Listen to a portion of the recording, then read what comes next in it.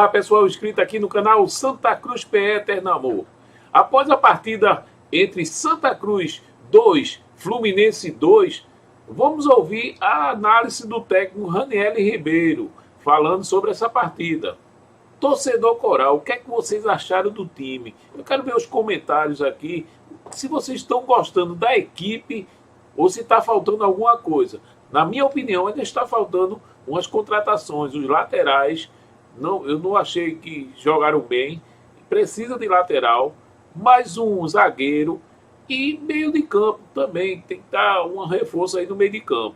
Vamos acompanhar a entrevista do Ranielli.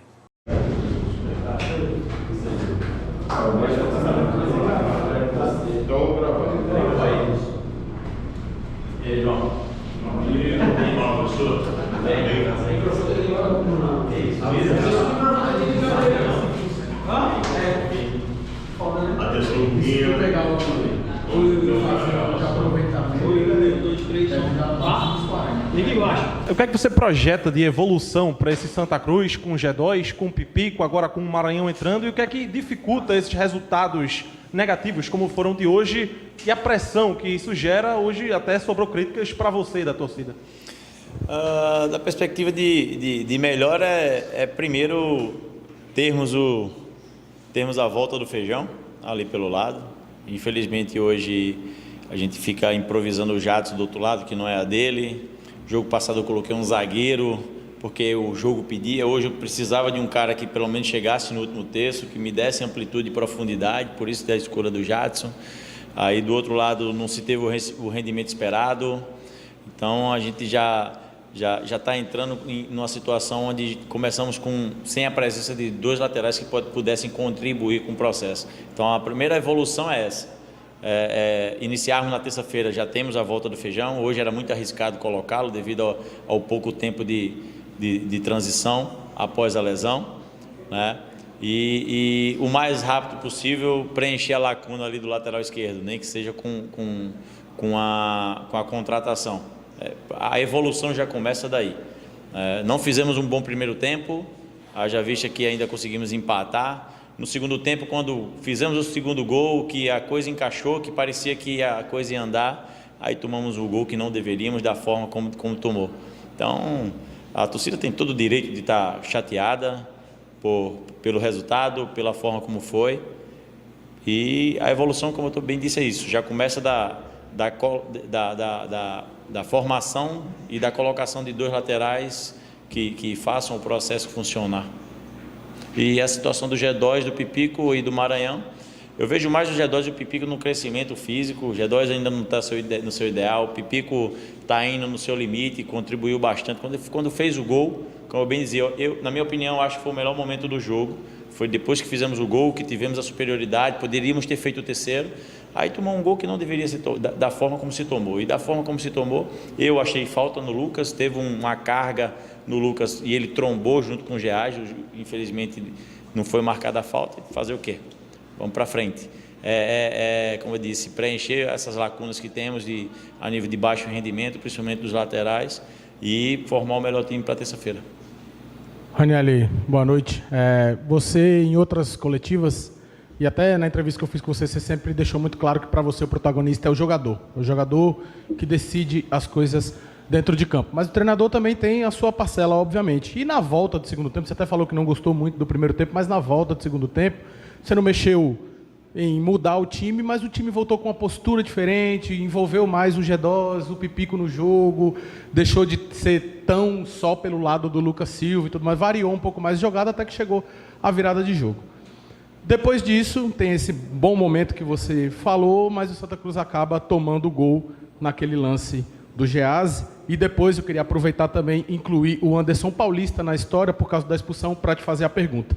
Até que ponto vai o dedo do treinador no controle do jogador? Até que ponto você consegue intervir numa situação como essa, onde você tem o jogo controlado, mas a atitude do jogador dentro de campo acaba que, sei lá, coloca por água abaixo 3 pontos que pareciam que iam estar nas mãos do Santa Cruz?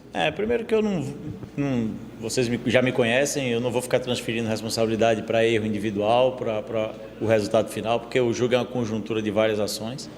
Então, A expulsão do Paulista ali no final criou uma instabilidade, sim, poderia até ter criado uma situação, um prejuízo ainda maior, mas não vejo como fator determinante para a não vitória.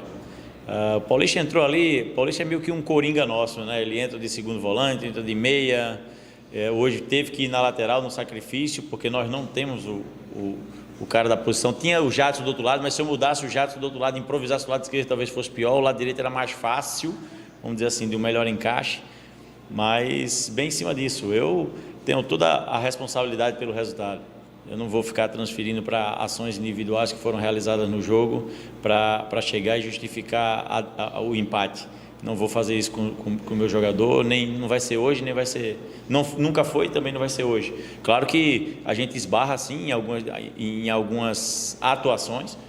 Quando a gente coloca pensando no melhor desenvolvimento individual, e o melhor desenvolvimento individual vai gerar um coletivo ainda mais forte. Mas se o jogador não teve o rendimento, parte disso é creditado na minha conta, e tem que ser mesmo, porque eu que sou o comandante, eu que gero as ações e indico os melhores caminhos para que o jogo seja resolvido, e não foi. Até que foi, piramos, como você bem fez, nós não precisou modificar, só precisou no intervalo ajustar.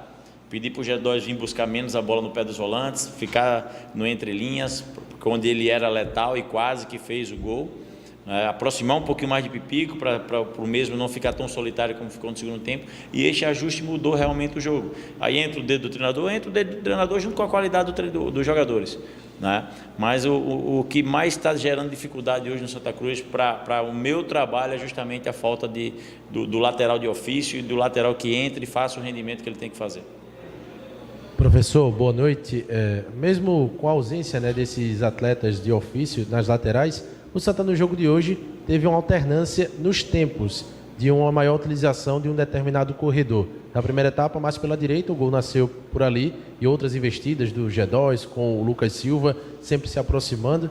E no segundo tempo houve essa inversão. Praticamente todo o ataque do Santa Cruz foi pelo lado esquerdo, inclusive o gol nasceu por ali, o do Pipico, o da virada. Eu queria saber até que ponto esses mecanismos são naturais, é uma percepção da vantagem que o atleta tem naquele momento do jogo para utilizar mais determinado corredor, algo imposto pelo senhor, o porquê dessa maior utilização em um determinado corredor em cada tempo? Algo natural, algo combinado, algo instintivo dos atletas? Seria as duas situações.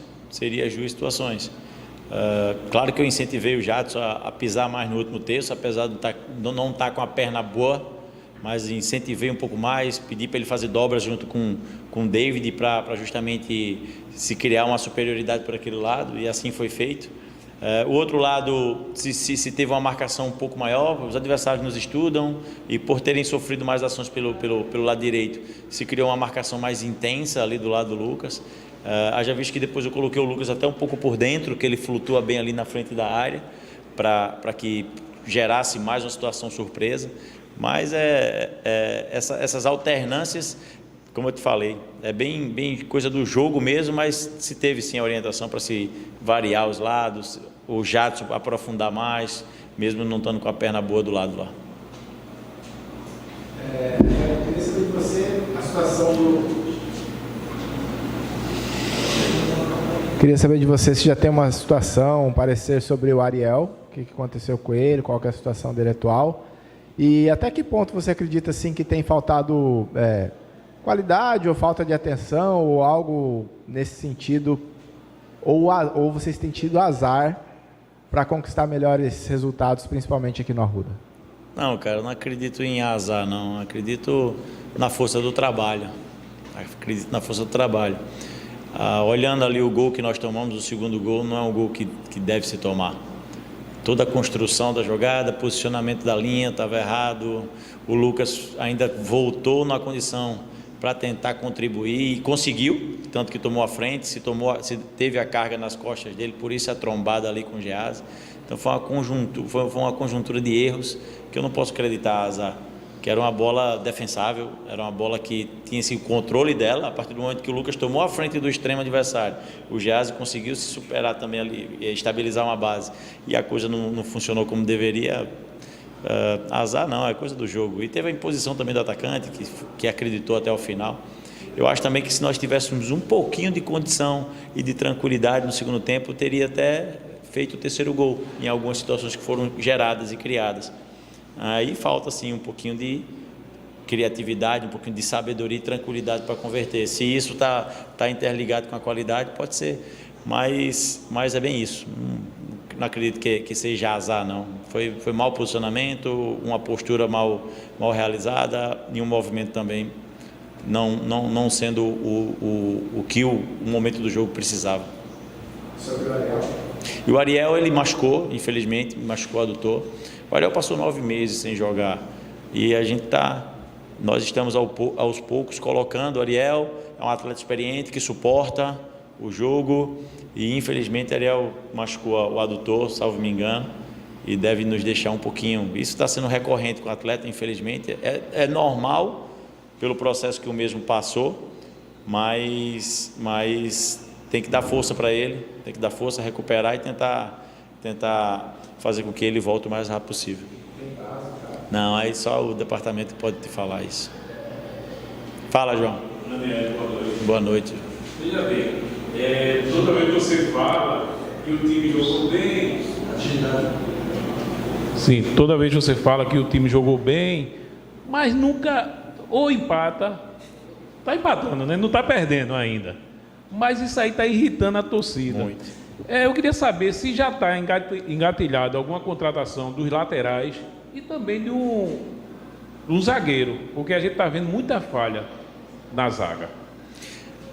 Assim, João, eu não falei que o time jogou bem. Nós tivemos um momento especial do jogo, que foi na virada do jogo 2-1. Ali nós tivemos o controle, ali nós criamos algumas situações que poderíamos ter feito o terceiro gol. Jogar bem, se tivesse jogado bem hoje, se tivesse jogado bem realmente no total do jogo, você teria ganho o jogo. Tenho certeza, sem sombra de dúvida. Não é? Nós tivemos um bom momento depois da virada do 2-1 e deveríamos ter aproveitado. E tomamos um gol de uma forma que não deveria, entendeu?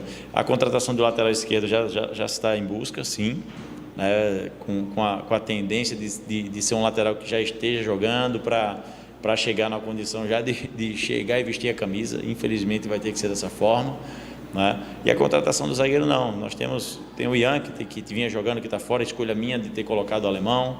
Tem o Iano que ainda não estreou na dele. Então, em relação aos zagueiros, não se tem essa busca pela contratação. Se tem sim do lateral esquerdo e mais um extremo, nós estamos na correria atrás no mercado. Professor Raniel Ribeiro, boa noite. Eu queria não falar do aspecto tático, mas do aspecto de duas situações do jogo. Primeiro, me parece que o Santa Cruz, nessa temporada, falta casca. Os jogadores são um pouco que inexperientes, apesar de ter idade, não digo idade avançada, mas uma média boa, mas são jogadores que não vestiram uma camisa de peso como a do Santa Cruz. O torcedor vem falando muito que é um time inocente. E o senhor tentando ganhar o jogo fez com que essas mudanças, o time ficou meio que colcha de retalhos, perdeu a identidade que estava jogando bem no segundo tempo. Assim, a coxa de retalho, concordo com o senhor plenamente, mas essa coxa de retalho já foi desde o início. A partir do momento que eu improviso um lateral direito na esquerda e o lateral que está do lado também não rendeu aquilo que deveria render, o retalho já começa dali. E para justificar, para tentar melhorar esse retalho, o retalho só faz criar uma aparência para melhorar, mas não se consegue. Eu fiquei preso na modificação dos laterais, porque eu poderia ter mudado mais por dentro. Quando chegou no final, que eu troquei o Arthur ali, foi por causa de desgaste realmente. O Arthur não estava conseguindo desenvolver aquilo que ele estava desenvolvendo e estava com cartão. Então eu podia trocar um ou outro, a escolha foi por ele. Baixei o Marcelinho para meia, botei o Lucas para dentro, para justamente ele flutuar como um falso meia ali, caindo também pelos lados. E são situações que a gente pensa e que tenta que a coisa funcione, que vai dar certo, mas infelizmente não. E concordo com você, não vejo como culpa de ninguém, sabe? O que nós temos aqui hoje é uma condição de termos montado um time em cima da limitação financeira que o clube tem. A diretoria não quer fazer loucura e está certa ela. Não adianta fazer uma loucura aí e ficar como os outros anos de salário atrasado, aí gera um desequilíbrio ainda maior. Então, algumas contratações que foram realizadas, algumas apostas, como você bem disse, que tem até uma idade avançada, que não vestiram a camisa pesada, mas que tinham todo o potencial de chegar aqui e render e fazer a coisa acontecer, infelizmente estão sentindo, né? Isso é notório em algumas posições e cabe a nós ajustarmos, e esse ajuste está se buscando sim no mercado, peças pontuais para vir e fazer parte do processo, mas falo para vocês que não é fácil, a gente perdeu os 2 laterais esquerdos, estamos atrás de outro, mas não podemos trazer qualquer um, não podemos trazer no mesmo nível que nós temos, tem que ser um nível melhor, e para achar isso está complicado, e quando acha, geralmente o que já está empregado, tem que gastar muito, entende? Então, ir se ajustando, ir tentando, buscando na volta, como eu bem falei, do Feijão, que era um cara que estava sendo um diferencial junto com o Lucas ali do lado direito. Depois da saída do Feijão, o Lucas, claro que pela sequência, mas caiu bastante de rendimento, porque o Feijão dá um suporte maior para o ataque dele. Buscar as alternativas dentro do próprio grupo que nós temos, mas que a busca por novas contratações, ela existe sim, justamente por isso que você bem colocou, que alguns atletas estão sentindo a pressão e falei para eles agora, aqui no vestiário estava um clima muito triste, é claro, pelo resultado, pela forma como foi, mas falei para eles que eles não chegaram aqui enganados não, todos eles sabiam da pressão que ia ser exercida neles, em todos nós, e cabe ao mais forte saber absorver essa pressão e transformar ela em motivação para se jogar no Santa Cruz. Professor Ranieri, boa noite. Fala aí. Estou aqui. Escondido hoje. Perguntar sobre os volantes do Santa, né? O senhor tem escolhido para o lugar do Daniel Pereira, nas ocasiões que você não tem ele, você tem escolhido utilizar o João Eric. Tem também a opção do Baraca. Queria só que o senhor explicasse por mais a opção do João Eric, apesar de ficar um pouco mais exposto, porque o João Eric é aquele cara mais de saída, tendo o Baraca que também consegue fazer uma função melhor de primeiro volante. Queríamos entender a opção de um pelo outro. A opção do João e ainda a não colocação do Baraca é por circunstâncias, sabe, cara? A gente está no Santa Cruz e a busca pela vitória é sempre marcante, sempre presente, sempre imponente. Então o João me dá uma saída de qualidade, como você bem falou, um passe melhor, né? Apesar de ter errado alguns passes hoje no jogo, mas é normal, pelo desenvolvimento do jogo, mas são passes que, se tem um acerto, se tem uma construção muito positiva, e o Baraca ainda não foi colocado por circunstâncias, como eu bem falei. O Baraca é um cara mais defensivo, mais de uma proteção maior na frente da zaga, se precisa, mas a gente também não está sofrendo tanto por essa questão defensiva, e o querer sair para jogar, o querer ser mais forte, o querer ir em busca da vitória, me faz escolher os atletas que tenham essa condição técnica para fazer uma iniciação melhor, mas nada que descarte o Baraca, né? Tem que ver a recuperação daqui para terça-feira e ver a condição, principalmente do Arthur, que está sendo um cara muito utilizado, está com uma sequência muito exagerada, então pode se gerar a condição de botar o Baraca. E falo para vocês com muita sinceridade que não sei se tivesse poupado hoje a coisa não tivesse sido diferente a nível de intensidade. Talvez o time alternativo ele tivesse mais energia para combater, para batalhar junto com o Fluminense, como deveria ser batalhado a nível físico, eu falo, de imposição, que foi o que faltou um pouquinho no primeiro tempo. No primeiro tempo, o jogador ele é inteligente. Ele vê que não está no seu 100% físico e tenta, de alguma forma, se poupar para que no segundo ele tenha energia para isso, e foi o que aconteceu, né? Eles são inteligentes o suficiente para ter esse comportamento. Mas é isso. Já vai ter que fazer uma escolha dessa. Eu vejo bem provável lá contra o CRB, porque 2 dias depois a gente já está jogando contra o Retrô. O CRB é na quinta, lá em Alagoas, e o Retrô é aqui no sábado. Então, alguns atletas que ainda não foram utilizados, e o Baraca é um deles, com certeza vai ter a condição de jogar e de mostrar o que ele pode fazer por nós.